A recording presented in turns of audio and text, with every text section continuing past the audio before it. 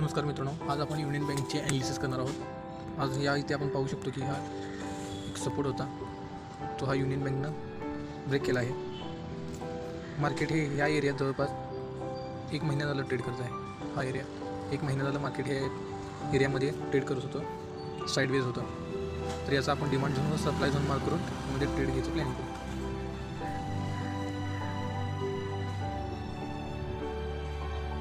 हा याचा demand zone आहे।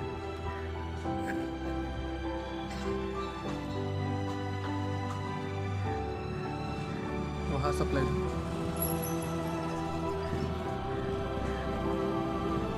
तर आपण या इथे 157ला ट्रेड घेऊन हे आपण एवढं मोठं लाँगचं टार्गेट 1:23चं टार्गेट ठेवू शकतो। स्टॉप लॉस हा 18 पॉईंटचा होतो व टार्गेट हे 57 पॉईंटचं होतं, हे आपण घेऊ शकतो।